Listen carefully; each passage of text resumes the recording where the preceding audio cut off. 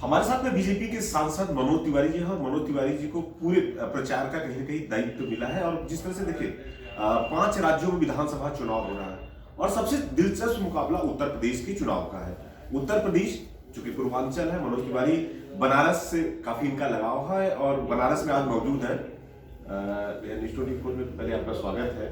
और जिस तरह से प्रचार का देखिए कहीं ना कहीं कोविड के चलते एक तरह से रुका है मामला। प्रचार सोशल मीडिया के द्वारा बढ़ावा दिया जा रहा है और उसकी शुरुआत हुई। आपने एक बड़ा धमाकेदार प्रचार का एक तरीका गाना गाया है अपने बीजेपी पार्टी के लिए, कैसा है और इसके पीछे क्या है? नहीं, ठीक कह रहे हैं आप कि इस समय कोविड के साए में हम लोग बहुत ही जनता को भी बचाना है, खुद को भी बचाना है जी। और इसके लिए चुनाव आयोग के इस निर्णय का हम सब स्वागत करते हैं। लेकिन अपनी बात तो पहुंचानी है। तो कल मैं गोरखपुर में भी था, मैं डोर टू डोर करीब 3 जगह गया। हालांकि मैं थोड़ा चिंतित भी हुआ क्योंकि अभी मैं तो वीडियो नहीं डाल पाया हूं, क्योंकि मैं जिस गली में घुसा तो हम लोग तो 3 ही लोग थे, लेकिन लोग जो है वो 1000-1200 लोग हो गए, तो बहुत जाम दिख रहा था।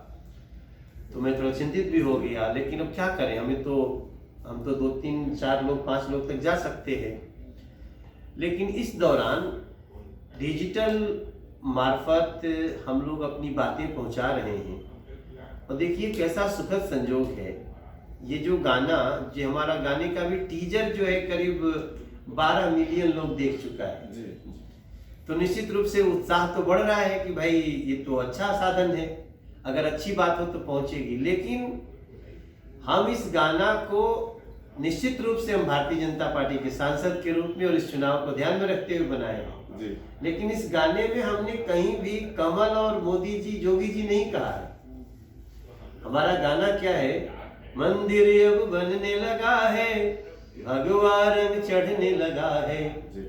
मंदिर जब बन जाएगा सोच नजारा क्या होगा।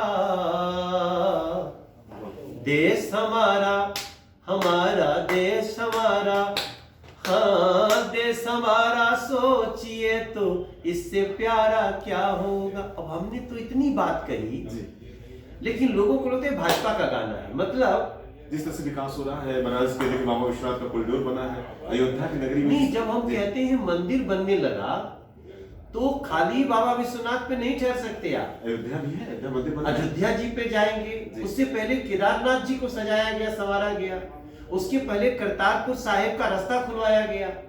उसके पहले हमारे बाबा साहब भीमराव अंबेडकर का पंचतीर्थ बनाया गया, जहां जन्म लिए, जहां अंतिम सांस लिए, जहां शिक्षा लिए, जहां दीक्षा लिए, हर जगह स्मारक बनाया गया है। तो ये जो हमने कहा मंदिर अब बनने लगा है, भगवा रंग चढ़ने लगा है, तो हम जब कह रहे हैं तो लोगों को ये समझ में आ रहा है कि मंदिर सिर्फ ईंट कंक्रीट की दीवार ही नहीं, शुद्धता की भी, पवित्रता की भी, वो उदारता का भी।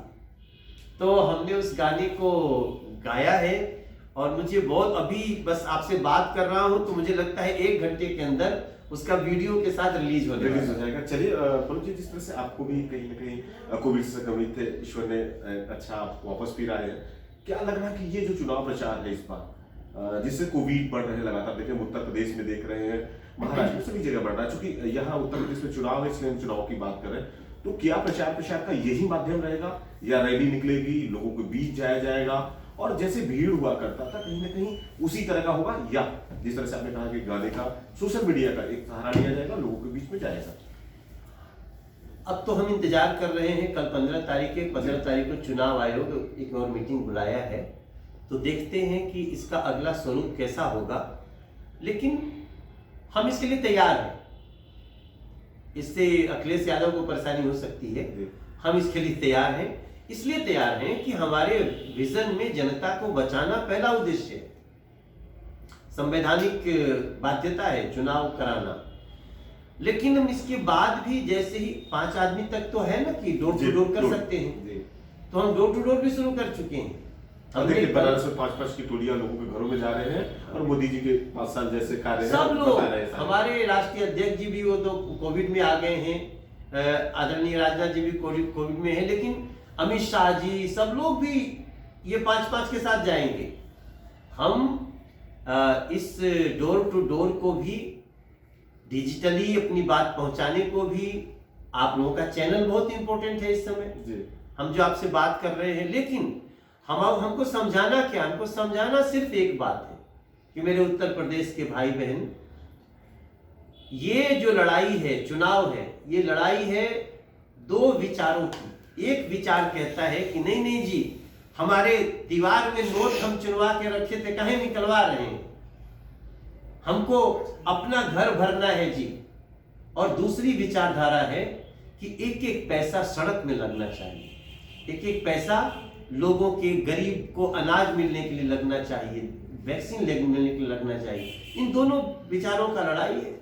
अखिलेश यादव देखिए लगातार आरोप लगा रहे हैं कि उन्होंने जिस कार्य को शुरू किया था, आप लोगों ने उस कार्य को बढ़ाया है, लेकिन महंगाई चरम सीमा पे है, लोग त्रस्त है। कहीं ना कहीं बीजेपी के लिए बहुत घातक नहीं हो सकता है पेट्रोल के दाम बढ़े, डीजल के दाम बढ़े? लेकिन हाँ, ये लोग अब कह रहे हैं कि जब से चुनाव का बिगुल बजा है, पेट्रोल का दाम एक बार भी नहीं बढ़ा। क्या वजह है इसके पीछे? नहीं, पहली बार 2014 में मोदी सरकार आने के बाद पेट्रोल डीजल का दाम इंटरनेशनल मार्केट के अनुसार कर देती है। देश का कुछ लेना देना नहीं है हमारा, वहां बढ़ेगा तो बढ़ जाएगा, वहां घटेगा तो घट जाएगा। तो आपको तो पता है कि हम 20% ही डीजल पेट्रोल अपने देश से ले रहे हैं, बाकी तो 80% हम दूसरे देशों पर निर्भर हैं।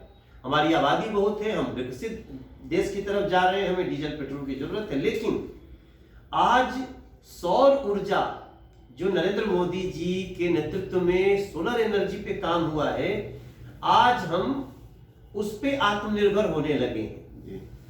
तो वो आज हम एथेनॉल के प्रोडक्शन में आगे बढ़ रहे हैं।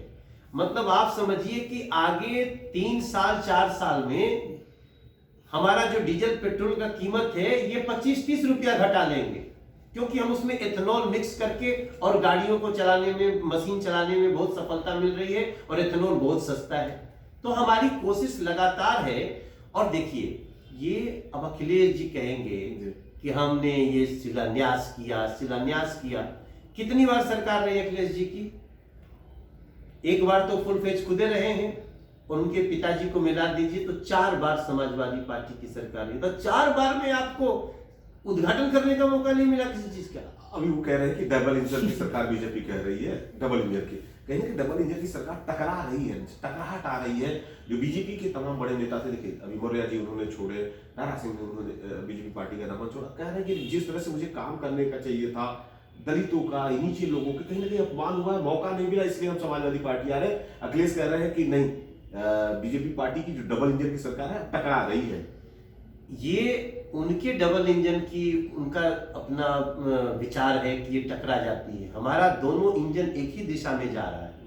हमारे यहाँ अगर कोई ये व्यक्ति समझे कि हम भाजपा में आ गए हैं, हमारा घर नहीं भरा, हम नहीं लूट पाए, तो उसमें तो बीजेपी कुछ नहीं कर सकती है। और जो भी लोग छोड़ के जा रहे हैं, हो सकता है कुछ और जाए, हो सकता है और दूसरों में से बीजेपी में भी आए, लेकिन छोड़ने वालों पे जनता ये तो सोचेगी नहीं कि चुनाव में कहे छोड़ा, क्या ऐसा लक्ष्य था कि चपका हुआ था 5 साल। ये जनता को, नजर को आप इतना धोखा नहीं दे सकते। ये सभी लोग जिन जिन कारणों से गए हैं, कई लोगों का तो टिकट ही पहले कट चुका था। इसी की वजह से गए कि लग रहा है टिकट कटेगा मुझ में। भाई क्यों नहीं कटेगा, क्यों नहीं कटेगा? आप जनता के अपेक्षा पे खरा नहीं उतरेंगे तो आपका कटेगा। अब कुछ लोग देखे कटिए गए बा तो पहले ही कट जाए, कटी पतंग बन के रहेंगे। मनोज जी, जो 2017 में बीजेपी पार्टी ने काम किया था, क्षेत्रीय दलों को मिलाया था, बड़ा प्रचंड बहुमत से बीजेपी पार्टी की सरकार बनी थी, वही काम इस बार अखिलेश यादव कर रहे हैं। देखिए, जितनी छोटी पार्टियां हैं सबको अपने में मिला रहे हैं। तो क्या इससे नहीं लगता कि बीजेपी की जो सीटें थी 2017 में 2022 में उससे गिरेगी? बड़ा टक्कर दिख रहा है। देखिए, जनता जाग चुकी है। अब वो जो सिद्धांत था ना, इनको मिला लो थोड़ा, इनको मिला लो थोड़ा, इनको मिला लो तो हमारा सब कुनबा बन गया, इस विचारधारा को नरेंद्र मोदी और योगी सरकार की कार्य पद्धति ने समाप्त कर दिया है। अब जनता जाग चुकी है और जनता बीजेपी के तरफ है, जनता भ्रष्टाचार के विरुद्ध है। आज आप देखिए ना, जो गांव से वीडियो आ रहे हैं, कोई माता जी से जाके पूछिए जी। तो वो तो मोदी को कोई कुछ बोले जो भी, वो तो मरबो करेगी वो, क्योंकि उसको गरीब को अनाज मिला है, इलाज मिला है फ्री में, वैक्सीन लगा है फ्री में, उसके अकाउंट में पैसा आया है फ्री में, किसान के अकाउंट में पैसा आया है फ्री में। वो कैसे नहीं पूछेगा कि भैया कौन शासन चलाते थे, Samajwadi party, Bahujan Samaj party, Congress party, कि हम लोगों के घर में कुछ नहीं आता था।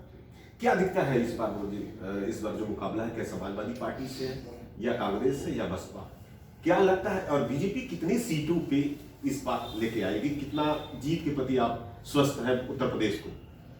देखिए, मुझे तो लगता है कि जिस प्रकार से विश्वास शासन में पैदा हुआ है बीजेपी की सरकार में, अगर हम पिछले बार के 325 का भी रिकॉर्ड तोड़ दी जनता ना, तो किसी को आश्चर्य नहीं होना चाहिए। पूर्ण सरकार पर पूरे बहुमत से आ रही है, पूर्ण बहुमत से। मतलब मेरा जो अब तक राजनीतिक सोच है, जो लोगों को पहचानने की शक्ति है, वो हिल जाएगी अगर मेरा ये विचार हिला। मैं लगातार घूम रहा हूं ना, मैं अभी बनारस पहुंचा हूं, बाय रोड पहुंचा हूं। हम सोचिए, हम बड़हलगंज से 2.25 घंटा में बनारस आ जा रहे हैं। बीच में देखा था ऊपर से सड़क जाता हूँ, कहाँ जाता हूँ, ये बक्सर जाता हूँ, अरे बाप रे बाप, ये क्या जाती, बलिया जाता हूँ, वो देखा ये कहाँ जाता हूँ भाई, ये तो बाहर एयरपोर्ट से चंदौली जाता हूँ। Never, public of Purvanchal never thought this success, कभी सोची नहीं। और जो कहा था प्रधानमंत्री ने कि जब तक पूरब का विकास नहीं होगा, देश का विकास नहीं होगा, वो करके दिखाए हैं। फिर भी हम भी बोलते हैं, अभी तो उत्तर प्रदेश के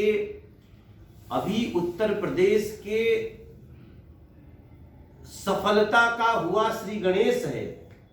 अभी बहुत कुछ शेष है जो हमें करना है। मनोज तिवारी थे। जिस तरह से देखें कि उत्तर प्रदेश के चुनाव में लगातार ये हर जिलों में जा रहे हैं, और इस बार इन्होंने जो गाना गाया है वाकई लोगों को दिलों को छू रहा है, और चुनाव प्रचार में वाकई कह रहे हैं कि कारगर होगा, और इस बार बीजेपी पूरे उत्तर प्रदेश में प्रचंड बहुमत से सरकार में सत्ता जाएगी।